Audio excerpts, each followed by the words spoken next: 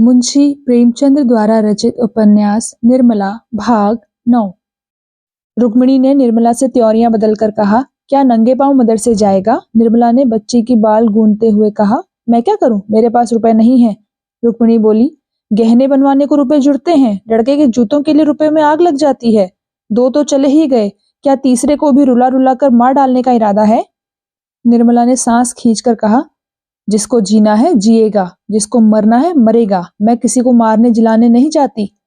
आजकल एक ना एक बात पर निर्मला और रुक्मिणी में रोज ही झड़प हो जाती थी। जब से गहने चोरी गए हैं, निर्मला का स्वभाव बिल्कुल बदल गया है। वह एक एक कौड़ी दांत से पकड़ने लगी है। सियाराम रोते रोते चाहे जान दे दे, मगर उसे मिठाई के लिए पैसे नहीं मिलते। और यह बर्ताव कुछ सियाराम के ही साथ नहीं है। निर्मला स्वयं अपनी जरूरतों को टालती रहती है। धोती जब तक फटकर तार तार न हो जाए, नई धोती नहीं आती। महीनों सिर का तेल नहीं मंगाया जाता। पान खाने का शौक था, कई कई दिन तक पानदान खाली पड़ा रहता है।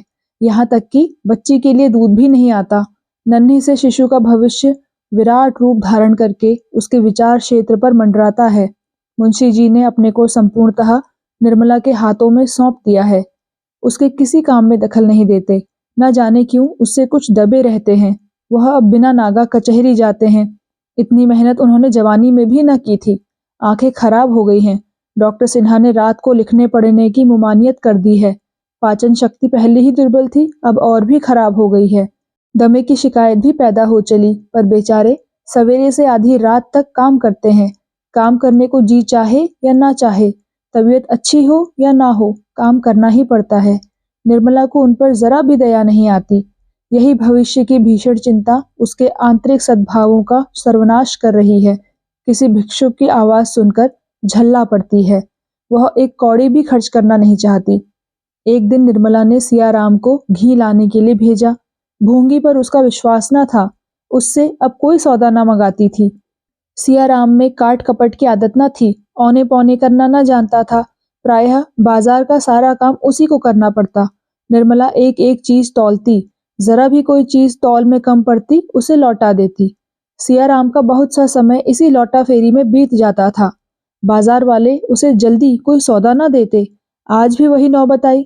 सियाराम अपने विचार से कुछ अच्छा घी कई दुकानों से देख कर लाया, पर निर्मला ने उसे सूंघते ही कहा, घी खराब है, लौटा आओ। सियाराम ने झुंझलाकर कहा, इससे अच्छा घी बाजार में नहीं, मैं सारी दुकानें देख कर लाया हूँ। निर्मला बोली, तो मैं झूठ कहती हूँ? सियाराम बोला, यह मैं नहीं कहता, लेकिन बनिया अब घी वापस ना लेगा। उसने मुझसे कहा था, जिस तरह देखना चाहो देखो, माल तुम्हारे सामने है। बोहनी बट्टे के वक्त सौदा वापस ना लूंगा। मैंने सूंघ कर चख कर लिया, अब किस मुंह से लौटाने जाऊं? निर्मला ने दांत पीस कर कहा, घी में साफ चर्बी मिली हुई है और तुम कहते हो घी अच्छा है। मैं इसे रसोई में ना ले जाऊंगी। तुम्हारा जी चाहे लौटा दो, चाहे खा जाओ। घी की हांडी वहीं छोड़कर निर्मला घर में चली गई। सियाराम क्रोध और क्षोभ में कातर हो उठा। वह कौन मुंह लेकर लौटाने जाए? बनिया साफ कह देगा, मैं नहीं लौटाता। तब वह क्या करेगा? आसपास के 10-5 बनिए और सड़क पर चलने वाले आदमी खड़े हो जाएंगे। उन सबों के सामने उसे लज्जित होना पड़ेगा। बाजार में यूं ही कोई बनिया उसे जल्दी सौदा नहीं देता। वह किसी दुकान पर खड़ा नहीं होने पाता। चारों ओर से उसी पर लताड़ पड़ेगी। उसने मन ही मन झुंझलाकर कहा, पड़ा रहे घी, मैं लौटाने ना जाऊंगा। मातृहीन बालक के समान दुखी दीन प्राणी संसार में दूसरा नहीं होता, और सारे दुख भूल जाते हैं।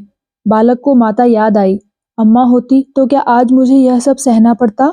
भैया चले गए, मैं ही अकेला यह विपत्ति सहने के लिए क्यों बचा रहा? सियाराम की आंखों में आंसू की झड़ी लग गई।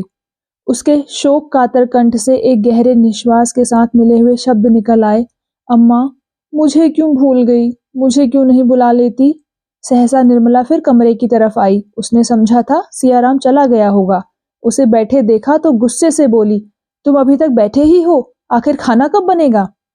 सियाराम ने आंखें पोंछ डाली, बोला, मुझे स्कूल जाने में देर हो जाएगी।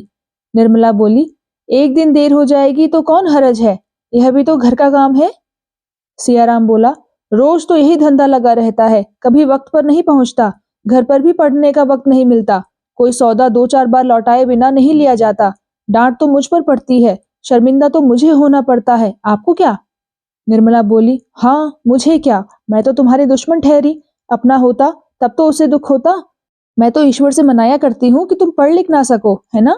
मुझ में सारी बुराइयां ही बुराइयां हैं, तुम्हारा कसूर नहीं। विमाता का नाम ही बुरा होता है।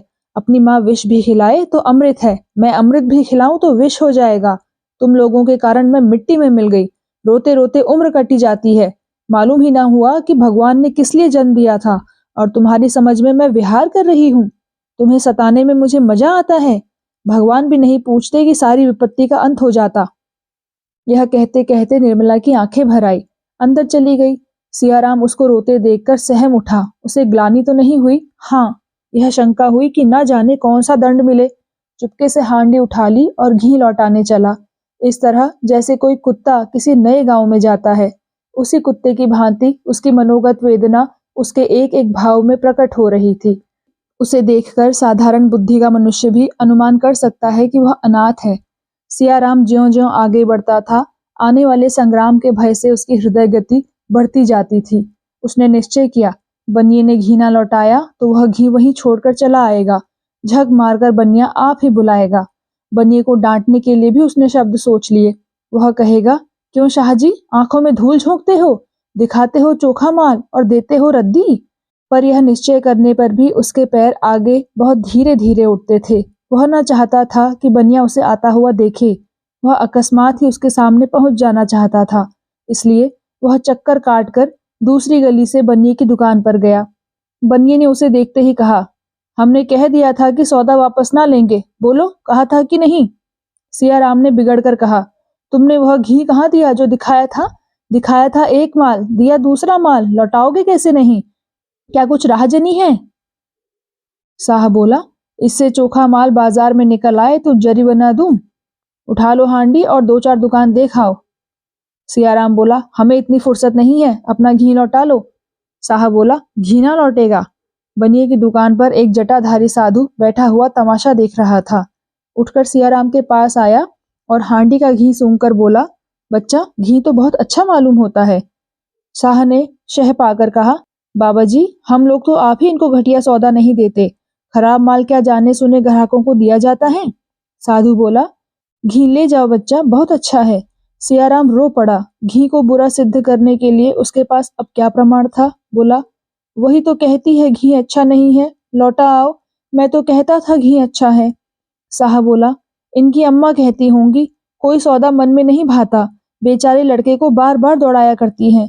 सौतेली माँ है ना, अपनी माँ हो तो कुछ ख्याल भी करे।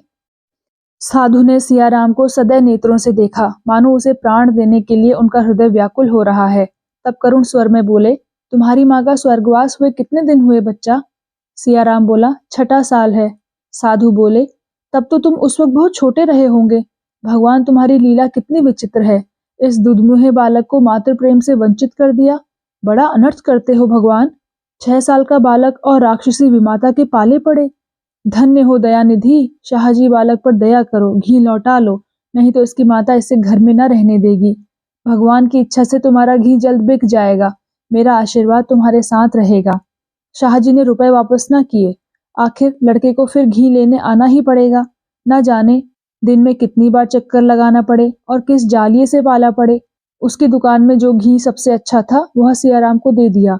सियाराम दिल में सोच रहा था, बाबा जी कितने दयालु हैं, उन्होंने सिफारिश न की होती तो शाहजी क्या अच्छा घी देते। सियाराम घी लेकर चला तो बाबा जी भी उसके साथ हो लिए। रास्ते में मीठी मीठी बातें करने लगे। बच्चा, मेरी माता भी मुझे 3 साल का छोड़कर परलोक सिधारी थी। तभी से मातृविहीन बालकों को देखता हूँ तो मेरा हृदय फटने लगता है। सियाराम ने पूछा, आपके पिता ने भी दूसरा विवाह कर लिया था? साधु बोला, हाँ बच्चा, नहीं तो आज साधु क्यों होता।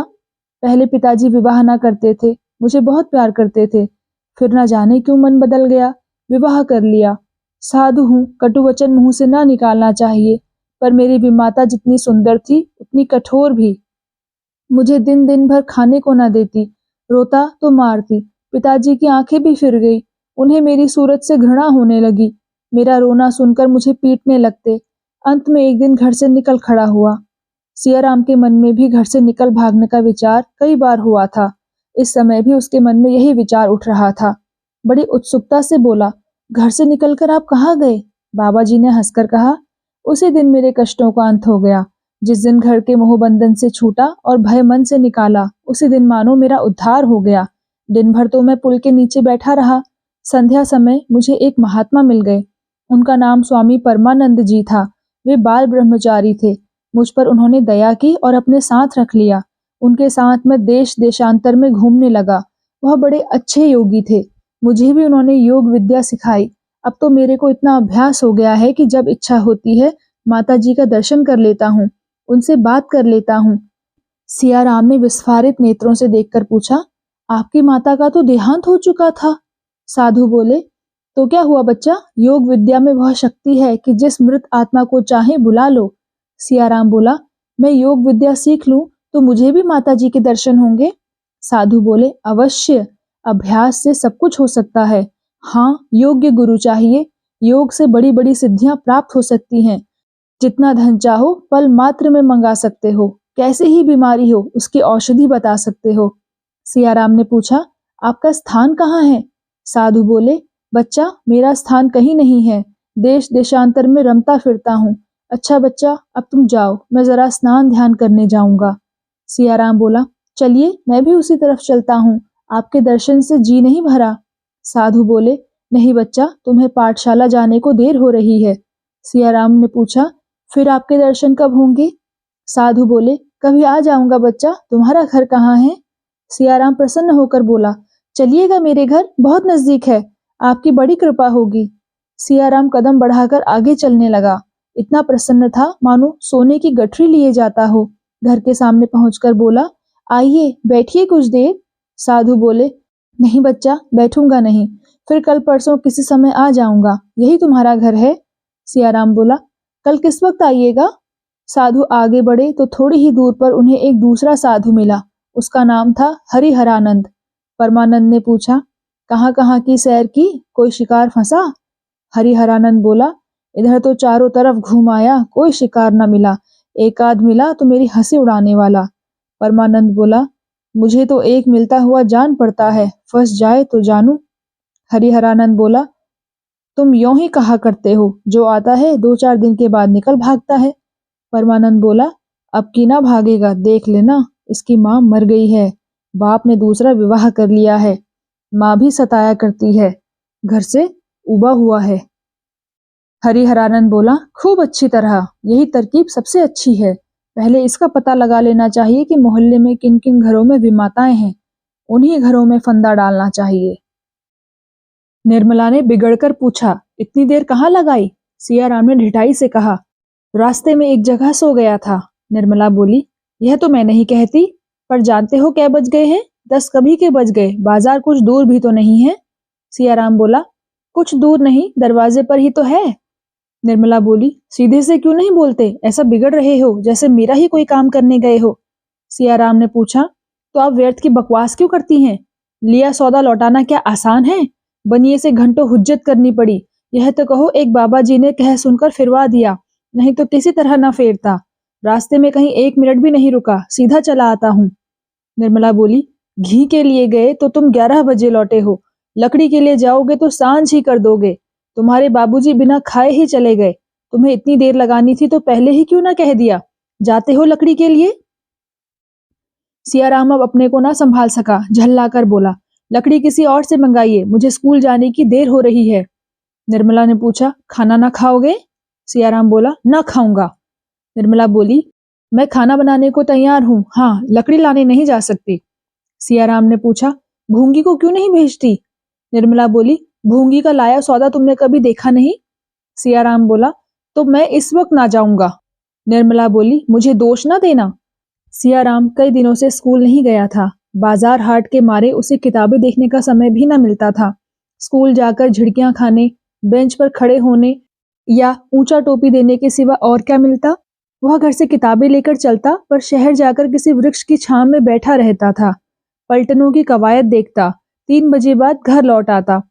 आज भी वह घर से चला, लेकिन उसे रोटियों के भी लाले पड़ गए। 10 बजे क्या खाना न बन सकता था?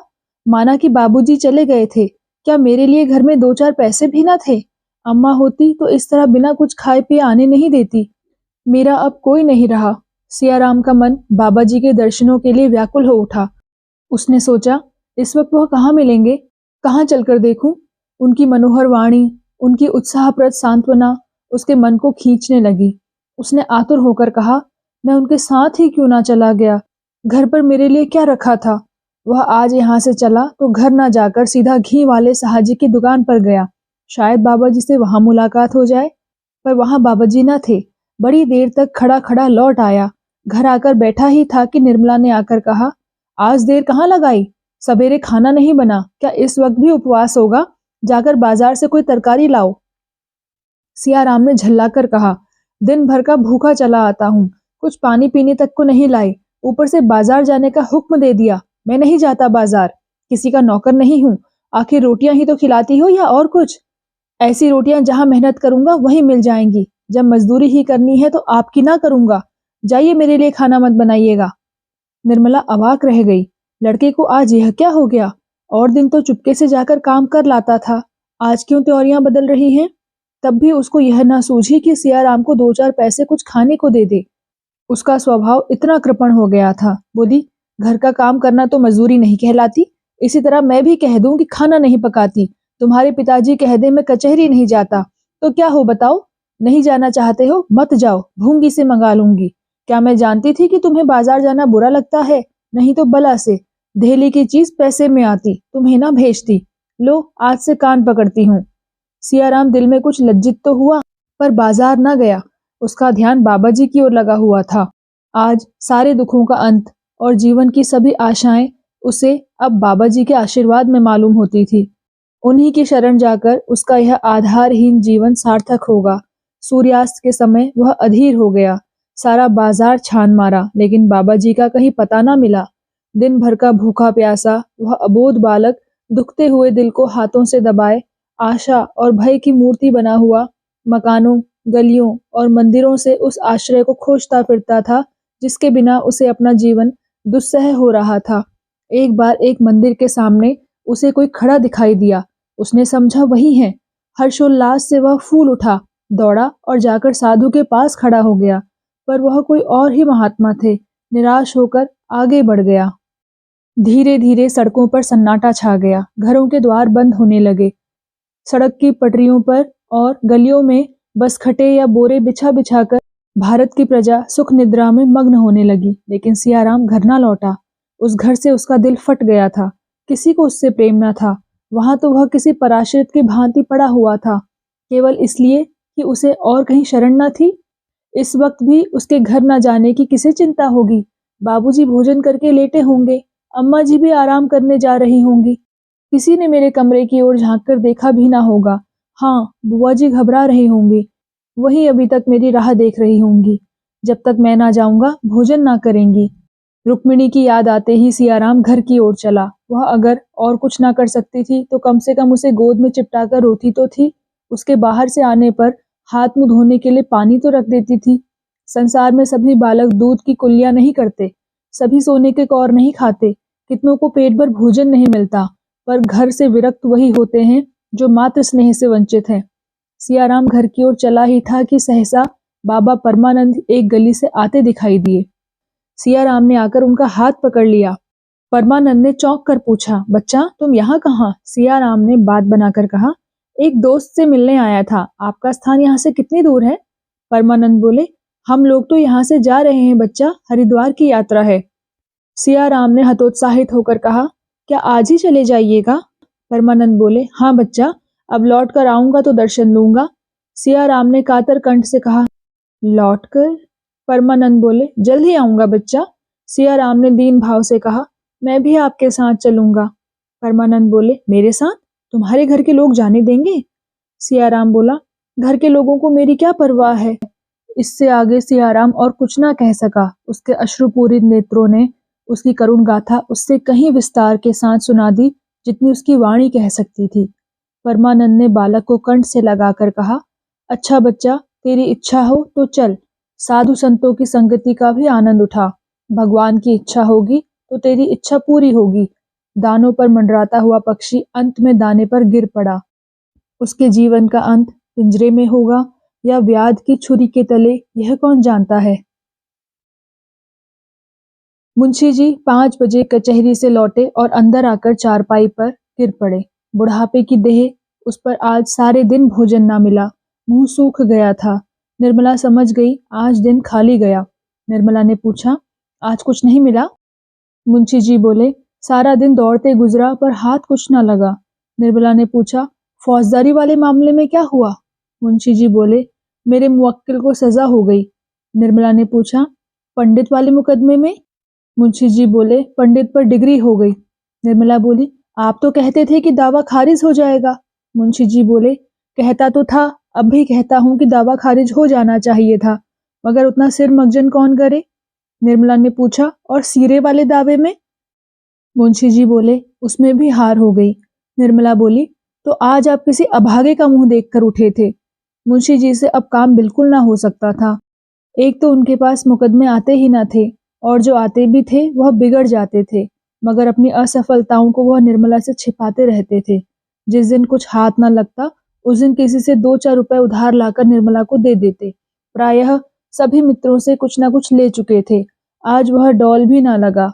निर्मला ने चिंतापूर्ण स्वर में कहा, आमदनी का यह हाल है तो ईश्वर ही मालिक है। उस पर बेटे का यह हाल है कि बाजार जाना मुश्किल।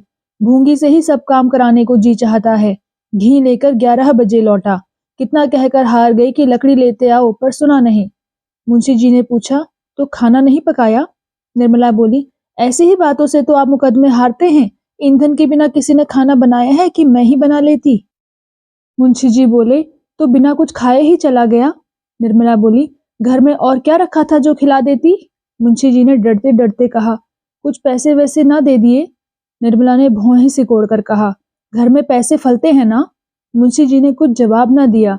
जरा देर तो प्रतीक्षा करते रहे कि शायद जलपान के लिए कुछ मिलेगा, लेकिन जब निर्मला ने पानी मंगवाया तो बेचारे निराश होकर बाहर चले गए। सियाराम के कष्ट का अनुमान करके उनका चित्त चंचल हो उठा। सारा दिन गुजर गया, बेचारे ने अभी तक कुछ ना खाया, कमरे में पड़ा होगा। एक बार भूंगी से ही लकड़ी मंगा ली जाती, ऐसा क्या नुकसान हो जाता? ऐसी किफायत भी किस काम की कि घर के आदमी भूखे रह जाएं? अपना संदूकचा खोलकर टटोलने लगे कि शायद 2-4 आने पैसे मिल जाएं। उसके अंदर के सारे कागजात निकाल डाले। एक एक खाना देखा पर कुछ ना मिला। अगर निर्मला के संदूक में पैसे ना फलते थे तो इस संदूकचे में शायद इसके फूल भी ना लगते हों। लेकिन संयोग ही कहिए कि कागजों को झाड़ते हुए चवन्नी गिर पड़ी। मारे हर्ष के मुंशी जी उछल पड़े। बड़ी बड़ी रकमें इसके पहले कमा चुके थे, पर यह चवन्नी पाकर इस समय उन्हें जितना आह्लाद हुआ उतना पहले कभी न हुआ था। चवन्नी हाथ में लिए हुए सियाराम के कमरे के सामने आकर पुकारा। कोई जवाब न मिला। तब कमरे में जाकर देखा, सियाराम का कहीं पता नहीं।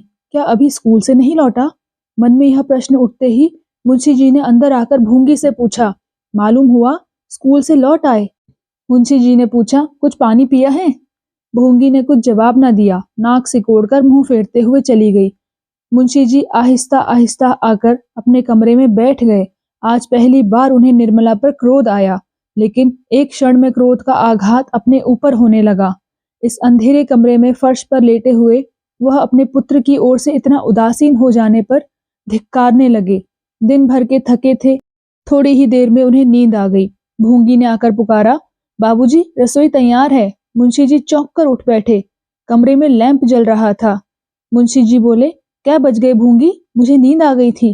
भूंगी बोली, कोतवाली के घंटे में तो 9 बज गए हैं और हम नहीं जाने। मुंशी जी ने पूछा, सिया बाबू आए? भूंगी बोली, आए होंगे तो घर में ही ना होंगे। मुंशी जी ने झुंझलाकर पूछा, मैं पूछता हूँ आए कि नहीं, और तू ना जाने क्या क्या जवाब देती है, आए कि नहीं?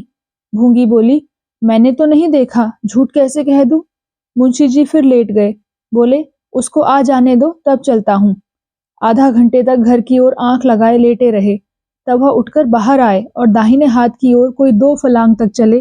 तब लौटकर द्वार पर आए और पूछा, सिया बाबू आ गए? अंदर से आवाज आई, अभी नहीं। मुंशी जी फिर बाईं ओर चले और गली की नुक्कड़ तक गए। सियाराम कहीं दिखाई ना दिया। वहां से फिर घर आए और द्वार पर खड़े होकर पूछा, सिया बाबू आ गए? अंदर से आवाज मिली, नहीं। कोतवाली के घंटे में 10 बजने लगे। मुंशी जी बड़े वेग से कंपनी बाग की तरफ चले। सोचने लगे शायद वहां घूमने गया हो और घास पर लेटे लेटे नींद आ गई हो। बाग में पहुंचकर उन्होंने हर एक बेंच को देखा, चारों तरफ घूमे।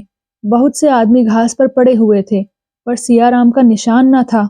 उन्होंने सियाराम का नाम लेकर जोर से पुकारा, पर कहीं से आवाज न आई। ख्याल आया शायद स्कूल में कोई तमाशा हो रहा हो। स्कूल 1 मील से कुछ ज्यादा ही था। स्कूल की तरफ चले, पर आधे रास्ते से ही लौट पड़े।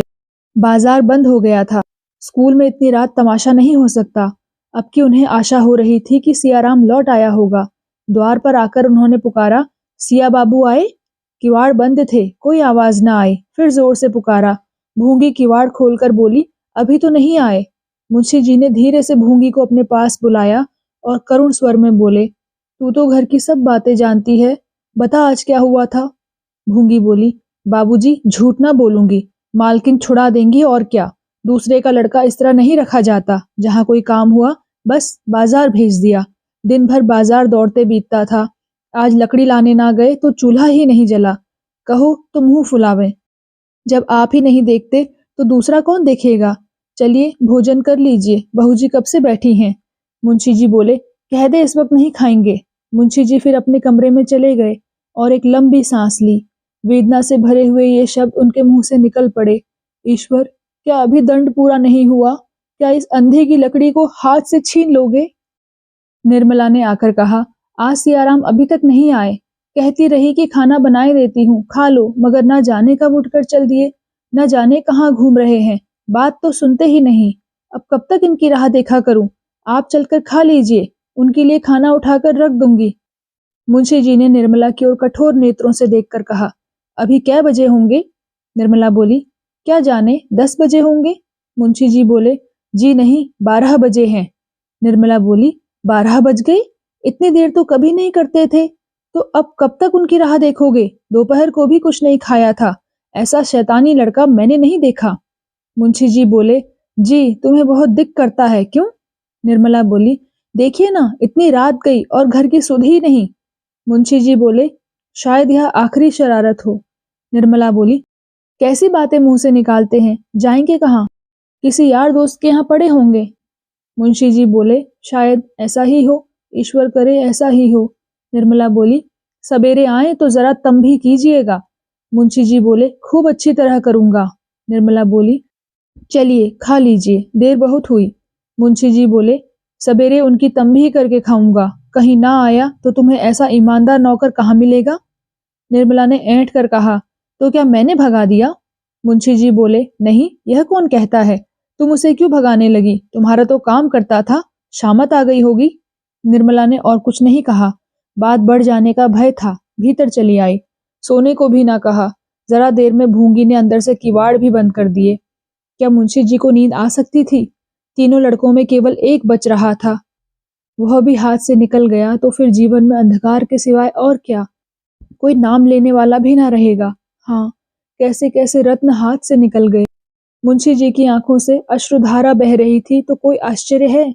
उस व्यापक पश्चाताप, उस सघन ग्लानि तिमिर में आशा की एक हल्की सी रेखा उन्हें संभाले हुए थी।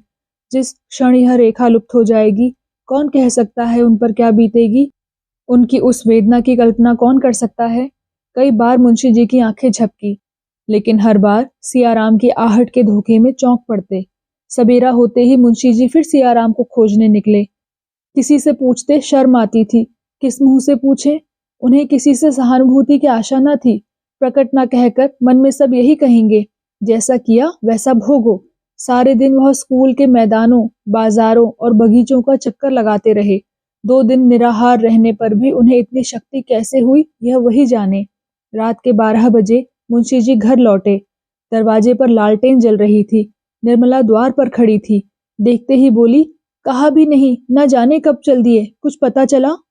मुंशी जी ने आग्नेय नेत्रों से ताकते हुए कहा, हट जाओ सामने से, नहीं तो बुरा होगा। मैं आपे में नहीं हूँ, यह तुम्हारी करनी है। तुम्हारे ही कारण आज मेरी यह दशा हो रही है। 6 साल पहले क्या इस घर की यही दशा थी? तुमने मेरा बना बनाया घर बिगाड़ दिया। तुमने लहलहाते बाग को उजाड़ डाला। केवल एक ठूंठ रह गया है, उसका निशान मिटाकर तभी तुम्हें संतोष होगा। मैं अपना सर्वनाश करने के लिए तुम्हें अपने घर नहीं लाया था। सुखी जीवन को और भी सुखमय बनाना चाहता था। यह उसी का प्रायश्चित है। जो लड़के पान की तरह फेरे जाते थे उन्हें मेरे जीते जी तुमने चाकर समझ लिया और मैं आंखों से सब कुछ देखते हुए भी अंधा बना बैठा रहा। जाओ मेरे लिए थोड़ा सा संख्या भेज दो, बस यह कसर रह गई, वह भी पूरी हो जाए। निर्मला ने रोते हुए कहा, मैं तो अभागिन हूं ही, आप कहेंगे तब जानूंगी। न जाने ईश्वर ने मुझे जन्म क्यों दिया था, मगर यह आपने कैसे समझ लिया कि सियाराम आएंगे ही नहीं। मुंशी जी ने अपने कमरे की ओर जाते हुए कहा, जलाओ मत, जाकर खुशियां मनाओ, तुम्हारी मनोकामना पूरी हो गई।